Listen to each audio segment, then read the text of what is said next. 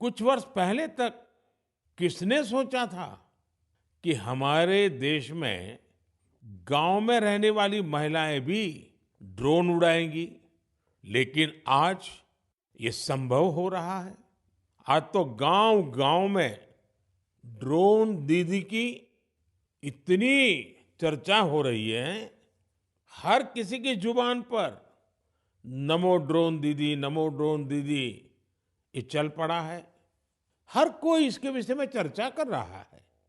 एक बहुत बड़ी जिज्ञासा पैदा हुई है और इसलिए मैंने भी सोचा कि क्यों ना इस बार मन की बात में एक नमो ड्रोन दीदी से बात की जाए। हमारे साथ इस वक्त नमो ड्रोन दीदी सुनीता जी जुड़ी हुई हैं, जो उत्तर प्रदेश के सीतापुर से हैं। आइए उनसे बात करते हैं। सुनीता देवी जी, आपको नमस्कार।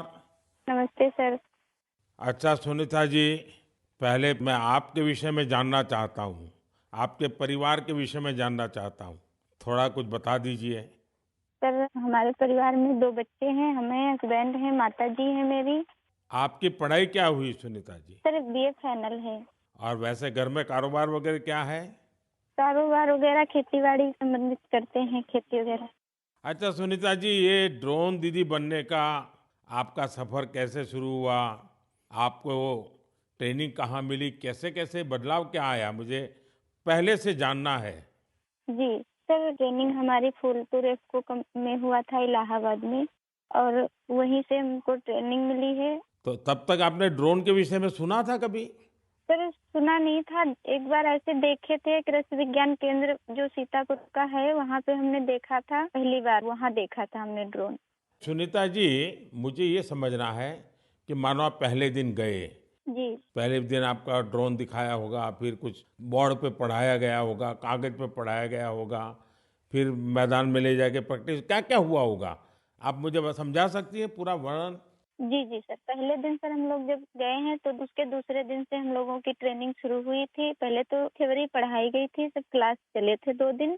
क्लास में ड्रोन में क्या-क्या पार्ट हैं, कैसे-कैसे आपको क्या-क्या करना है, ये सारी चीज़ें थ्योरी में पढ़ाई गई थी। तीसरे दिन सर हम लोगों का पेपर हुआ था। उसके बाद में फिर सर एक कंप्यूटर पे भी पेपर हुआ था, मतलब पहले क्लास चला, उसके बाद में टेस्ट लिया गया, फिर प्रैक्टिकल करवाया गया था हम लोगों का। मतलब ड्रोन कैसे उड़ाना है, कैसे-कैसे मतलब आपको कंट्रोल कैसे संभालना है, हर चीज़ सिखाई गई थी प्रैक्टिकल के तौर में। फिर ड्रोन काम क्या करेगा, वो कैसे सिखाया? सर ड्रोन काम करेगा कि जैसे अभी फसल बड़ी हो रही, बरसात का मौसम या कुछ भी ऐसे बरसात में दिक्कत होती, खेत में फसल में हम लोग घुस नहीं पा रहे हैं, तो कैसे मजदूर अंदर जाएगा। तो इसके माध्यम से हम बहुत फायदा किसानों को होगा और वहाँ खेत में घुसना भी नहीं पड़ेगा। हमारा ड्रोन जो हम मजदूर लगा के अपना काम करते हैं, वो हमारा ड्रोन से मेड़ पे खड़े होके हम अपना वो कर सकते हैं। कोई कीड़ा मकोड़ा अगर खेत के अंदर है, उससे हमें सावधानी भी बरतनी रहेगी, कोई दिक्कत नहीं हो सकती है। और किसानों को भी बहुत अच्छा लग रहा है। सर हमने 35 एकड़ स्प्रे कर चुके हैं अभी तक।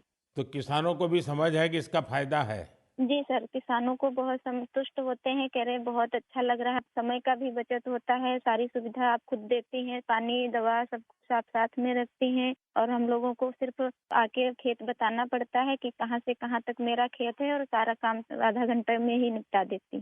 तो ये ड्रोन देखने के लिए और लोग भी आते होंगे फिर तो? सर बहुत भीड़ लग जाती है, ड्रोन देखने के लिए बहुत सारे लोग आ जाते हैं। जो बड़े-बड़े फार्मर्स लोग हैं, वो लोग नंबर भी ले जाते हैं कि हम भी आपको बुलाएंगे स्प्रे के लिए। अच्छा, क्योंकि मेरा एक मिशन है लखपति दीदी बनाने का।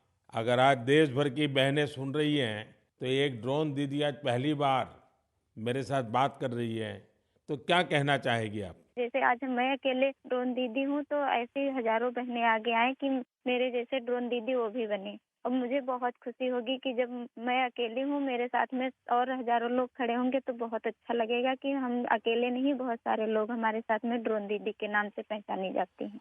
चलिए सुनीता जी, मेरी तरफ से आपको बहुत-बहुत बधाई। ये नमो ड्रोन दीदी, ये देश में कृषि को आधुनिक बनाने का एक बहुत बड़ा माध्यम बन रही है। मेरी बहुत-बहुत शुभकामनाएं। Thank you sir. Thank you.